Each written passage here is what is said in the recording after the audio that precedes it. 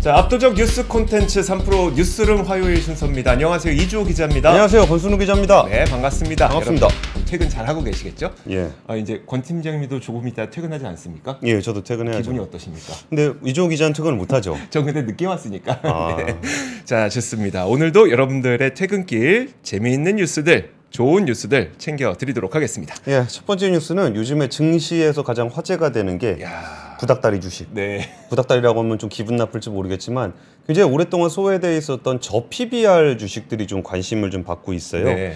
아무래도 정부가 저PBR 주식에 대한 개선 방안을 논의한다라는 소식이 전해지면서 그 무거운 저PBR 주식들이 마치 테마주처럼 움직이고 있습니다. 그 무거운 생명보험, 손해보험, 증권, 지주사 이런 데들이 이제 주로 좀 주가가 잘 안 움직여서 들고 계셨던 분들이 많이 답답하셨을 건데 간만에 숨통이 트인다는 거는 좀 좋은 소식인 것 같습니다. 정부는 이런 기업들의 주가가 저평가된 이유를 찾아서 대응 전략을 마련하고 투자자들한테 적극적으로 설명을 해라라는 거예요. 사실 이 부분은 정부가 시켜서 하는 문제가 아니라 주식회사라면은 당연히 해야 되는 그런 일들입니다. 그런 이런 정책들이 또 지난해 그 일본에서 PBR 1배 이하 상장사의 기업 가치를 제고하는 내용들을 이제 거래소에서 지시를 한 적이 있었거든요. 네. 이거는 작년에 사실 저희가 그 앞권에서도 일본의 그 PBR 1배 이하 관련한 얘기를 하면서 그런 것들은 좀 필요한 것 같다라는 얘기를 좀 드렸었는데 그 얘기를 전하면서도 정말 이게 될까? 그러니까 이게 어떻게 보면 거래소가 강제로 무엇인가를 해라라고 하는데 그게 강제로 할 수 있는 거리가 아닌 거잖아요. 그렇죠. 사실 그리고 기업 가치는 기업이 올리는 거죠. 는 거기도 하지만 직접 할 수도 없는. 그렇죠. 직접 매입해서 올릴 수 있는 건 아니니까요. 그래서 그럼 한국 증시가 왜 저평가됐는지에 대해서는 뭐 거버넌스 문제도 있고 뭐 중국 문제도 있고 다양한 것들이 있는데 사실 좀 원래 우려만 하는 할배 같은 관점에서 보면은 이 기업 거버넌스 관련해서는 좀 장기적인 관점에서 보는 거지 일시적인 테마로 움직이는 부분에 대해서는 약간 좀 마음이 좀 찝찝한 게 있긴 해요. 근데 이런 인식들이 좀 확산이 되고 기업들이 적극적으로 이제 자신들의 기업 가치를 어떻게 올릴지를 좀 고민하는 거를 제가 이제 어떤 뭐 상장사 CEO하고 얘기를 할 때 그 주가라는 거를 어떻게 생각하냐 그랬더니 그 상장사 CEO 얘기는 이전에는 회장님 눈치만 봤다. 뭐 인사를 회장님이 다 했으니까. 근데 주가를 올린다라는 거는 단순히 경영만 잘해서 되는 게 아니라 외부와의 소통도 굉장히 중요하다. 그래서 우리가 어떤 일을 할 거고 어떤 비전을 가지고 있고 어떻게 시행하고 있고 우리가 어떻게 그 시장의 신뢰를 얻을 수 있는지 그런 부분까지 고려를 해야 되기 때문에 좀 더 복합적인 효과가 좀 있다라고 얘기를 해서 뭐 그런 부분들이 이제 근데 거기에 더해서 또 저 PBR 주식들 중에는 상당수의 거버넌스 문제가 있는 기업들 굉장히 많습니다. 기본적으로 거기 뭐 상속세 문제라든지 아니면은 여기서 약간 터널링 같은 그 터널링은 이제 기업의 이익이 그 상장사에 집중되는 게 아니라 뭐 대주주 회사 흘러내려가는 비상장 회사로 뭐 이익이 흘러 들어간다든지 그런 부분들이 있는 부분들은 당연히 개선을 해야 되고요. 또 주식 같은 경우는 또 이익의 함수잖아요. 그럼 기업 이익을 어떻게 개선하고 이거를 어떻게 개선해 나갈 것인지에 대한 신뢰를 주는 거 그런 부분들이 또 기본이 되는 거라 그 저 PBR 테마주가 오랜만에 저 PBR 주식들이 오랜만에 움직이는 거는 굉장히 반갑고 이 움직임들이 단순 테마가 아니라 정말 한국 증시에 대한 신뢰를 높일 수 있는 그런 개선으로 좀 이어져야 될 것 같습니다.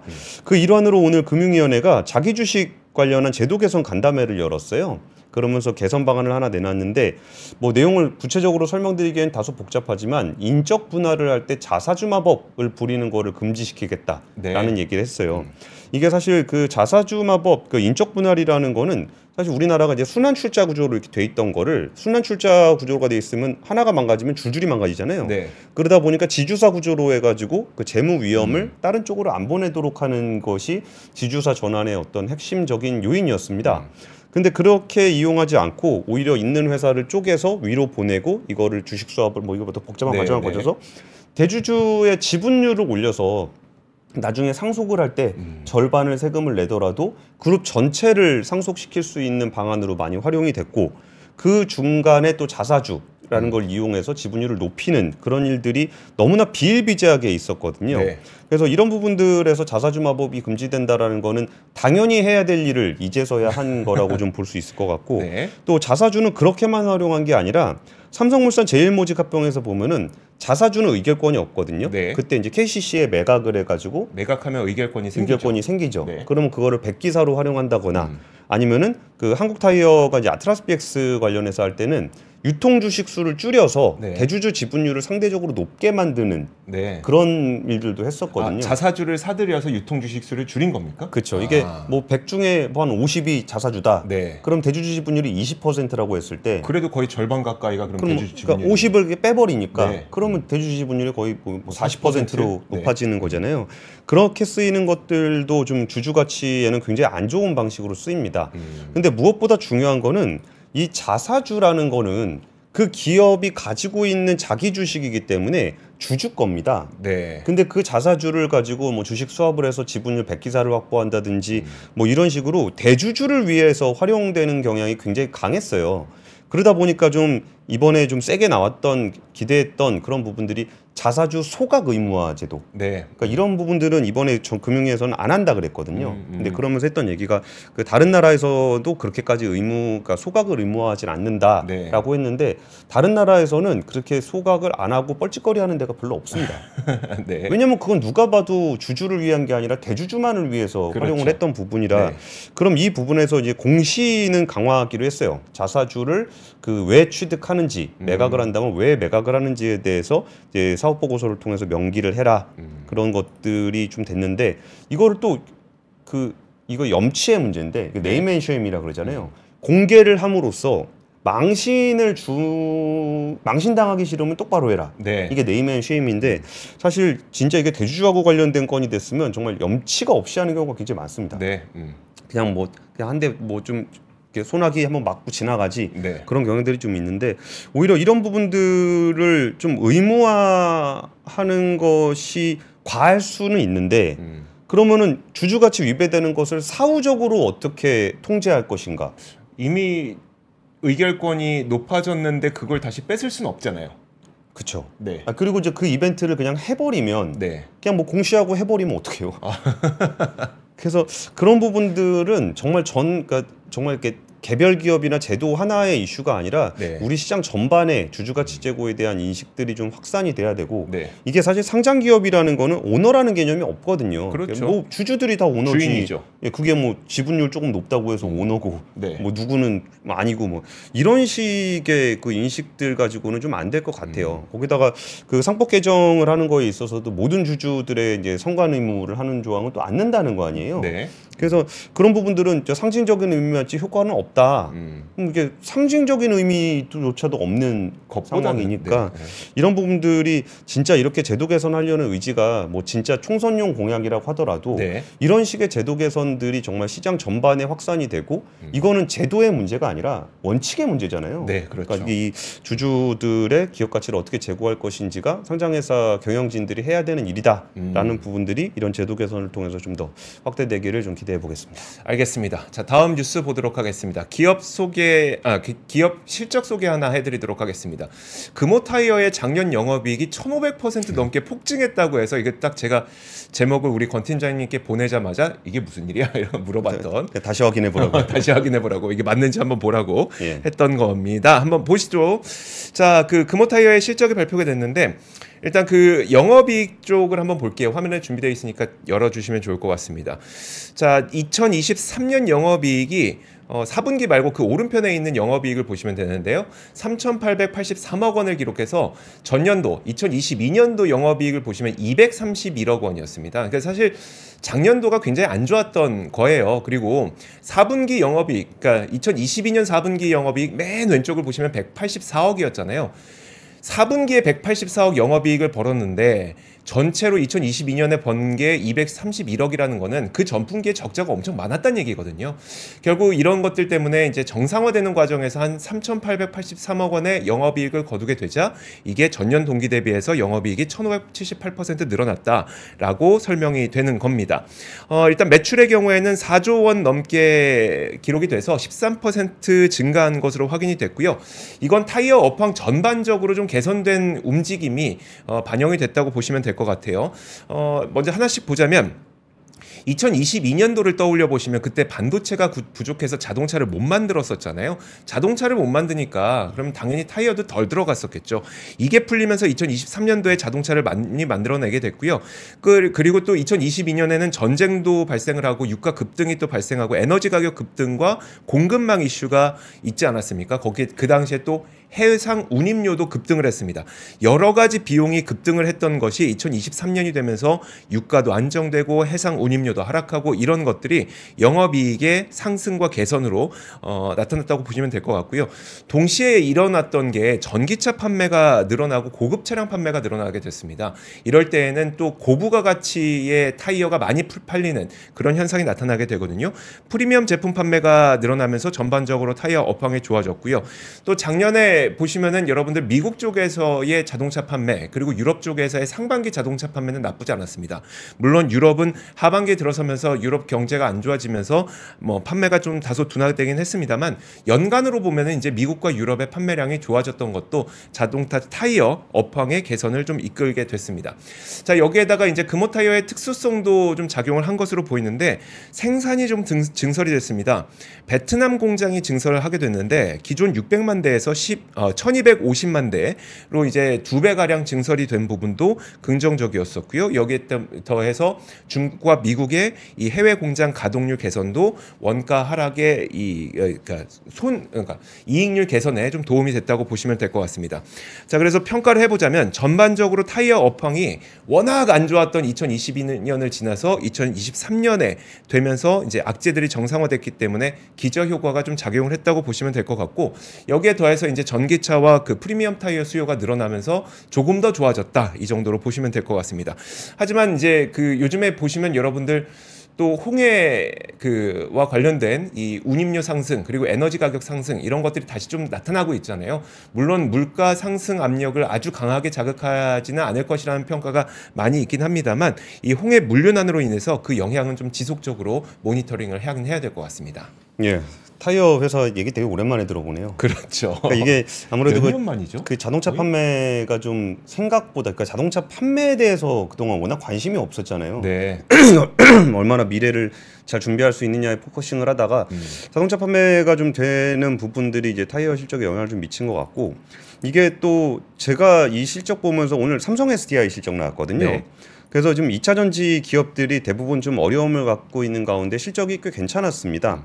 그래서 그냥 같이 보시면은 연결 기준으로 지난해 영업이익이 1조 6천억 원으로 전년보다 9.7% 감소했습니다. 그러니까 다른 회사들 감소한 거에 비하면은 굉장히 좀 양호한 네. 실적이고요. 매출은 12.8%가 늘었는데 이게 4분기 영업이익 기준으로는 36.5%가 줄었어요. 네. 이게 아무래도 그 원재료 가격 그 2차전지 재료 가격이 좀 하락한 부분들이 좀 영향을 좀 미쳤는데 사실 삼성 SDI는 2차전지 회사들 중에서도 좀 독특한 회사입니다. 왜요? 여기가 그 투자를 되게 보수적으로 했어요. 네. 그러니까 이게 막 지금 너무나 넘쳐나는 그 주문 때문에 배터리 회사들이나 2차전지 회사, 소재 회사들이나 이걸 엄청나게 캐펙스 그렇죠. 증설을 많이 했었거든요. 네. 근데 삼성 SDI는 유독 느렸어요. 네. 그래서 뭐 이게 확인되면 가겠다, 확인되면 가겠다 그랬고 저도 이게 좀 너무 이렇게 보수적으로 하다 보니까 좀 비판을 좀 했었던 그런 기억이 나는데 역으로 이게 또 업황이 조금 안 좋아질 때는 굉장히 보수적으로 했던 부분들이 굉장히 안정적인 실적을 또 내는 그런 효과가 좀 있더라고요. 네. 그러면서 또 여기에 그 삼성 SDI 관련해서는 뭐 저는 아직까지는 이걸 가시적으로 보고 있지는 않은데 전고체 전지 관련한 얘기를 삼성 SDI가 많이 해요. 그걸 2027년 양산을 목표로 하고 있다는데 여기에 지금 고객향으로 샘플 출하를 지난해 4분기부터 시작을 했다고 합니다. 네. 물론 이거를 샘플을 줬다고 해서 뭐 그게 바로 쓰이거나 그러지는 않는데 이거를 좀 피드백을 받으면서 이 부분을 좀 업그레이드를 하겠다라고 얘기를 좀 했었고 이번에 컨퍼런스 콜에서 나왔던 얘기 중에 그 북미 쪽에서 그 IRA 세제 혜택을 추가로 받을 수 있다는 점을 좀 강조를 하면서 네. 전년 대비 50% 이상 성장률을 보일 것이다 라는 얘기를 했어요. IRA만 50%. 북미 쪽, 북미 쪽에서. 북미 쪽 기준으로. 네. 이거는 어떤 구조로 보셔야 되냐면은 네. 그 삼성 SDI가 주로 납품을 하던 회사가 이제 BMW라든지 뭐 이런 회사들이에요. 네. 근데 여기가 신규로 납품을 좀 뒤늦게 하기로 됐던 데가 GM이랑 조인트 벤처 하기로 한 게 있고 네. 스텔란티스에 납품하는 게 있어요. 네. 근데 그 물량이 지금까지 좀 느리게 하다 보니까 반영이 안 돼 있거든요. 네. 그러니까 오히려 이제 그 북미 수요가 이제 좀 나오기 시작하면은 한 50% 이상 성장률을 보일 것으로 전망된다라는 부분도 사실 남들 달릴 때 조금 안 하고 있다가 그렇죠. 조금 이렇게 뒤늦게 달리면서 이게 오히려 상대적으로 그 전보다 더 좋아지는 네. 그런 흐름을 보이고 있다라는 게 좀 이게 좀 특이하구나. 좀 싶었습니다. 옛날에 그 중국 진출 못해서 욕 먹다가 중국 시장 무너지니까 좀 괜찮네 했던 그런 케이스들과 좀 비슷해 보이긴 그러니까 예전에 현대차가 네. 중국에서 박살난 다음에 네. 그리고서 중국 시장 확 안 좋아지니까 그러니까 현대차는 우리는 뭐 더 이상 내려갈 데도 없습니다. 그러고 네. 있는 상황에서 독일 자동차 회사들이 현대차 많이 그 당시만 하더라도 뭐 현대차는 뭐 어중간한 차여가지고 네. 뭐 경쟁력이 없어서 밀린다. 독일 차 봐라 막 그러고 있었는데 네. 독일 차들 실적 안 좋을 때 우리는 더 이상 내려갈 데가 없는데요. 라고 해서 상대적으로 좋은 실적 보였던 장면이 좀 떠오르네요. 그러네요. 기시감이 있습니다. 자, 다음 소식 한번 보도록 하겠습니다. 자, 이번에는 이제 작년 한 해 동안의 중소기업 수출 실적을 한번 보여드릴 건데요. 중소기업 수출이 전체적으로 보면 연간 기준으로 한 2.3% 줄었기 때문에 딱히 좋다고 표현할 수는 없는데요. 이걸 좀 세부적으로 들여다보면은 상당히 좋아졌던 점도 눈에 띄고요. 그리고 글로벌 산업 환경의 변화를 좀 숫자로 확인할 수 있었던 측면이 있어서 여러분들과 함께 공유를 해보도록 하겠습니다. 일단 중소기업 수출이 줄어든 거는 2년 내 연속이기 때문에 그렇게 좋은 건 아닙니다만 지금 품목별로 한번 올려주셨으니까 한번 바로 볼게요. 품목별로 보면은 가장 중소기업 수출 증가율이 좋았던 곳이 화장품과 자동차입니다. 화장품. 화장품 안 그래도 우리나라 인디 브랜드 제품들이 굉장히 뭐 미국이라든지 일본이라든지 베트남이라든지 이런 데서 인기가 많다는 이야기를 많이 들었었는데 그게 이제 수출 지표로 확인이 됐다고 보시면 될 것 같고요. 저거 그 화장품 주식 투자하시는 분들은 좀 아실 거예요. 우리나라 대표하는 아모레퍼시픽이라든지 LG생건이 별로 안 좋다 보니까 그렇죠. 우리나라 화장품주가 되게 안 좋다라 그랬었는데 그 OEM, ODM 회사들은 거의 주가가 엄청 많이 올랐었어요. 네. 근데 그 내용들이 좀 반영이 되다 보니까 이걸 전체 수출로 보면은 좀 안 좋은 것처럼 보이는데 이걸 중기 수출로 보니까 확 드러나네요. 그러니까요. 예. 자, 그리고 다음으로 볼 수 있는 게 자동차인데 저는 중소기업 자동차를 수출하는 우리나라 중소기업이 어디지?라고 생각했는데 그게 아니라 자동차의 중소기업 수출은 이제 중고차 수출이라고 보시면 될 것 같습니다.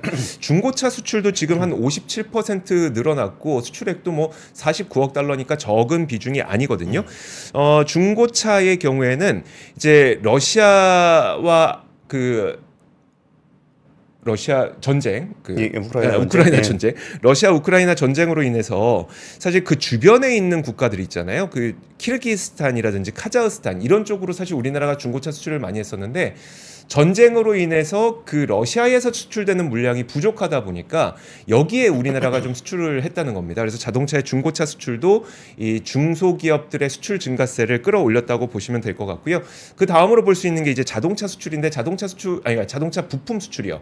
자동차 부품 수출은 워낙 이제 미국이라든지 아니 멕시코라든지 그리고 미국 이쪽에 우리나라 자동차 공장들 있잖아요. 거기에 부품 들어가는 물량이니까 그쪽으로 이해를 하시면 될 것 같습니다. 이게 국가별로도 한번 보면 참 좋을 것 같은데 너무나도 당연하게도 중국의 중소기업 수출은 10% 넘게 감소를 했고 미국이 워낙 우리의 그 빈자리를 메꿔주고 있지 않습니까? 미국 수출이 5.2% 증가했기 때문에 참 전체적으로 산업의 환경 변화를 느낄 수가 있었고요. 저는 여기서 약간 눈에 띄었던 게 러시아였습니다. 그러네요. 러시아가 14%나 증가를 했는데 러시아에서 뭐가 늘어났는지 보니까 화장품 그리고 자동차 부품 수출이었다고 합니다. 일단 화장품의 경우에는 그 우리나라 화장품이 보습이 참 잘 되잖아요. 예, 예. 근데 러시아 날씨가 워낙 춥고 건조하다 보니까 우리나라 화장품에 대한 그 러시아인들의 인식이 상당히 좋다고 합니다. 그래서 화장품이 일단 첫 번째로 러시아 수출을 이끌었다고 보시면 될 것 같고, 두 번째로 이제 자동차인데, 사실 그 자동차는 뭐 작년에는 수출 증가세를 이끌었다고는 하지만 작년에 현대차가 러시아 공장을 14만 원에 넘기지 않았습니까? 그래서 2024년에는 자동차 부품 쪽이 수출 증가를 견인하기에는 좀 어렵지 않을까라는 생각이 좀 들었습니다. 네, 러시아에서 밀키스 엄청 잘 팔립니다. 아, 그래요? 아, 러시아에 잘 팔리는 거 많죠? 팔도 도시락 라면. 그렇죠. 그리고 초코파이. 초코파이. 와. 예, 그리고 밀키스. 네. 잘 팔립니다. 그러니까 생각보다 우리가 상상하지 못한 곳에서 우리 물건이 잘 팔리는 경우들이 꽤 있습니다. 예, 그렇습니다. 네. 예, 다음 뉴스는요. ELS 관련한 얘기 좀 드리려고 그러는데, 지금 국민은행, 신한, 하나농협 네 군데 은행이 ELS 관련 상품 판매를 전면 중단하기로 했습니다.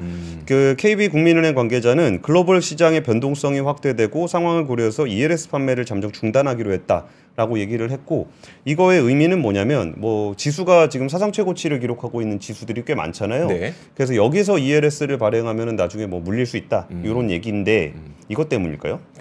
아니, 은행에서 팔지 말아야 되는 거 아닙니까? 그러니까 이게 지금 국내 네. 문제가 더 시급했을 거라고 봐요. 근데 지금 이제 김주현 금융위원장이 정무위원회에서 그 이용우 더불어민주당 의원이 이게 그 ELS 은행에서 파는 거 중단해야 되지 않냐라고 얘기를 했을 때, 이제 금융감독원 검사 결과 나오면은 관련 제도를 개선하는 것을 검토하겠다라고 좀 얘기를 했습니다. 근데 이 문제는 사실 불안전 판매가 있었느냐 없었느냐하고는 좀 결을 달리 봐야 될 거예요. 네. 이게 은행에서 판매하는 게 적절했냐 적절하지 않았냐는 이제 과거의 문제이기 때문에 거기랑은 좀 분리해서 봐야 되는데, 이게 그 구조 자체는 좀 문제가 있어요. 이게 그 은행에서 파는 ELS는 ELS가 아니라 ELT, 네. 신탁이거든요. 근데 신탁이라는 거는 금융상품이 아닙니다. 일종의 패키징 네. 하는 독립적인 그런 계좌인데, 여기다가 이제 은행에서 ELS를 넣어서 파는 거였어요. 네. 근데 이전에 그 독일 DLS도 그 뭐 펀드도 아닌 DLS를 그 49인을 묶어갖고 마치 펀드인 것처럼 사모펀드로 팔았다가 좀 문제가 많이 됐었잖아요. 근데 이거를 뭐 은행에서 그러니까 파는 것도 아니고 신탁 그냥 계좌인데, 그렇죠. 그거를 그냥 상품처럼 권해서 파는 거는 좀 문제가 좀 있거든요. 근데 이거를 뭐 아예 금지시키기는 좀 애매한 게, 내가 신탁에다 종합자산 관리를 하려고 그러는데 거기에 ELS를 좀 편입하고 싶습니다 하면은 넣을 수 있죠. 네. 근데 그거를 이제 은행에서 상품처럼 권해서 파는 게 문제이기 때문에 신탁이라는 것의 그 의미에 맞게끔 제도가 돼 있고, 그럼 그 제도에 맞게끔 네. 운영이 돼야 되는 거죠. 근데 이거 신탁이라는 거를 무슨 고위험 상품 팔아먹는 수단으로 사용하면서 수수료도 그렇죠. 1%포인트 네. 더 떼어갖고 하는 그런 부분들은 제도 개선이 좀 필요할 것 같습니다. 근데 이게 그 ELS라든지 이런 그 파생 상품이 사고가 터지고 나서 판매하지 않겠다는 이야기는 과거에는 없었습니까? 그 전에 좀 있었는데, 그 한 2015년 16년에 비슷하게 홍콩 ELS가 네. 반토막 나가지고 그런 날 적이 있었어요. 그때 근데 그때는 반등했습니다. 예, 반등해가지고 좀 그때는 큰 사고는 없었는데, 네. 그러니까 이거는 그러다 보니까 또 고질적으로 잘 안 바뀌어요. 그래서 제가 사모펀드는 예전에 라임 옵티머스 이후에 그게 무슨 사모펀드냐, 네. 공모펀드를 49인이라 그렇죠. 쪼개서 팔면 그게 무슨 사모펀드냐, 그렇죠. 이렇게 돼서 네. 제도 개선을 했잖아요. 근데 신탁 같은 경우도 지금 그런 식으로 활용되고 있는 거는 좀 잘못된 관행이고, 그러면 거기에 좀 성격에 맞게, 그러니까 제도와 규제가 네. 제도와 규제가 그렇게 맞춰져 있으면은 거기에 취지에 맞게 파는 게 필요한 거죠. 제대로 네. 운영되는 게. 그래서 이번 기회라도 좀 좀 제대로 운영되고 있지 않은 부분들은 좀 개선이 필요해 보입니다. 네, 알겠습니다.